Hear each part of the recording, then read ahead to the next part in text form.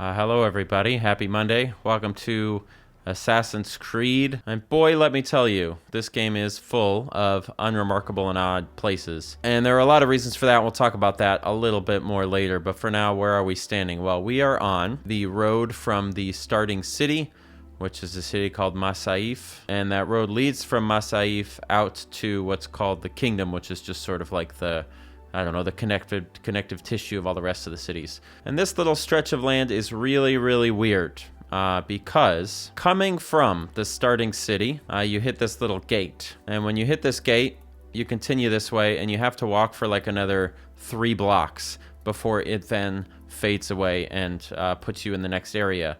But in between this gate and that cutoff point where you enter the hub world, there's absolutely nothing. There's not a bird, there's not a bug, an NPC, nothing. It almost feels like this is the point that the loading screen was supposed to trigger and you were supposed to end up in the next area, but it's not. And you might be thinking, well, we've rounded a corner, maybe this is where the next area is. No, you still have to keep running. You have all of this space, but the loading screen for the next area doesn't start until right here. So this whole final stretch of like traversal area is something you sprint through at top speed just so you can hit that gate and then pick which city you want to go to, right? But what's cool about it is it's not like poorly detailed, you know? It's just as intricate as any of the other spaces in the game.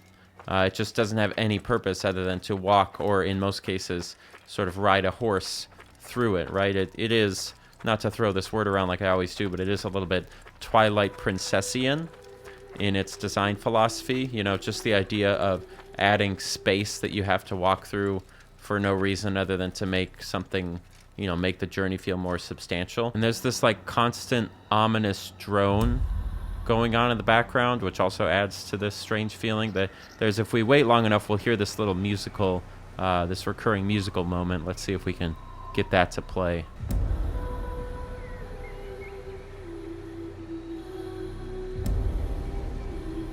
I don't know if this was intentional, and I think I do say this about every game that we do this for, but it has this weird energy of like something's watching you, which is quite suitable given the themes of the game. Like there's a lot of religion and shit. And I think most perplexing is the fact that like every other road in the game has NPCs spawned on it just walking around like they're on some kind of religious pilgrimage or whatever, wearing their dirty rags. But this one section, there's nothing here.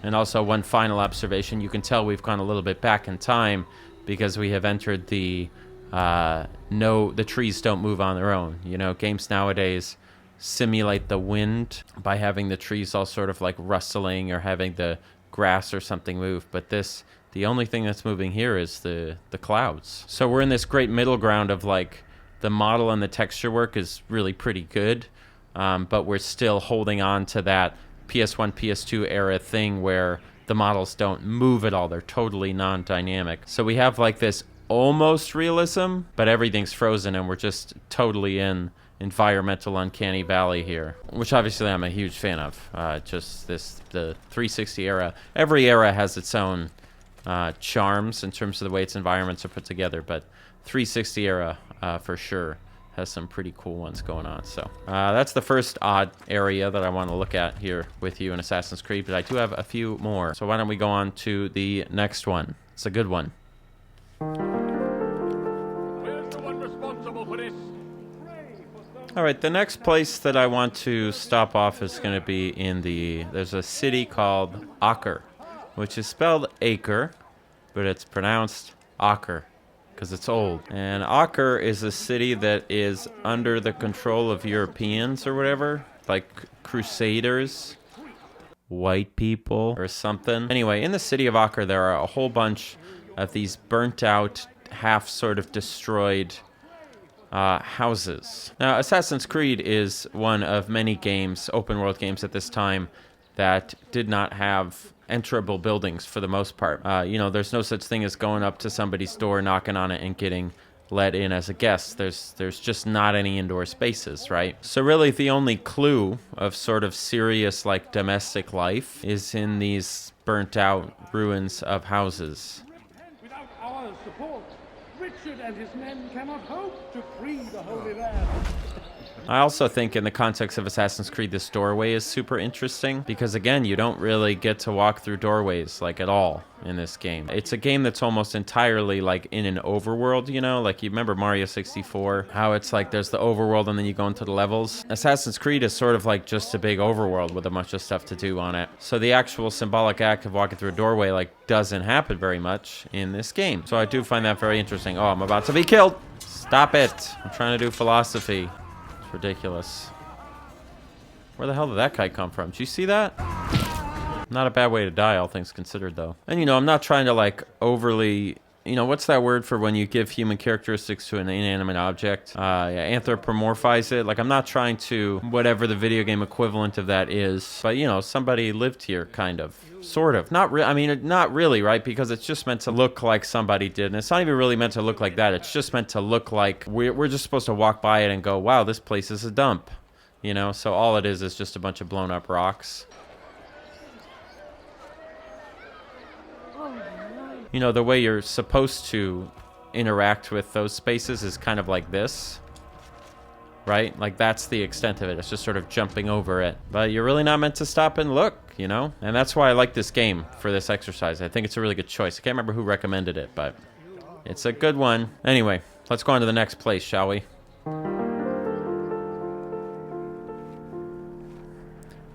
Okay, so where I'm standing now is another place in Masaif, and this is a little area that you go to during kind of a scripted sequence at the start of the game. And of course, any place that you go to in sort of a scripted sequence and never come back to is always really interesting to revisit, right? Because it has none of the active energy that it had when you were there the first time, but it does carry this sort of residual energy, and that's a weird feeling. And I love coming back to parts in games that, you know, there are exciting things happening, but it's also very clearly like a tutorial setup, like an obstacle course for you. So for example, if we head over here, you'll see there's this big wall.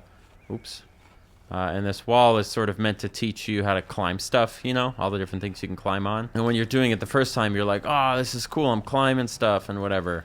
But you look at it now and it almost feels like you're in a rock climbing gym. Like it's very clearly put together for that, for the purpose of teaching you stuff, you know. And this whole area is kind of like that. Just a little jungle gym for this grown adult man to learn how to be the best killer that he can be. Also got a lot of love for these burnt logs. I like when stuff is in a place that is like, it's intentionally put there and it implies that something happened, but it gives no information about what that thing is. You know, people talk a lot about environmental storytelling in Fallout, how it's like a skeleton who died with a beer can and a gun in his hand, and you're like, oh, he's an alcoholic, and he, you know, did that thing that they do sometimes. And that's all well and good, but I really love environmental storytelling where you don't understand what the story is, because I think that's usually how it is in real life. You know, it's not really environmental storytelling, because it's just time occurring and entropy happening. So these burnt logs are a fun one because it very well could just be they put some shit there because that was the model that was closest to the person's mouse that was making this area. I don't know how game programming works. But I like that it's an active object. It's an object with a verb, you know, burning attached to it. And I have no idea what the story there is, and it doesn't matter.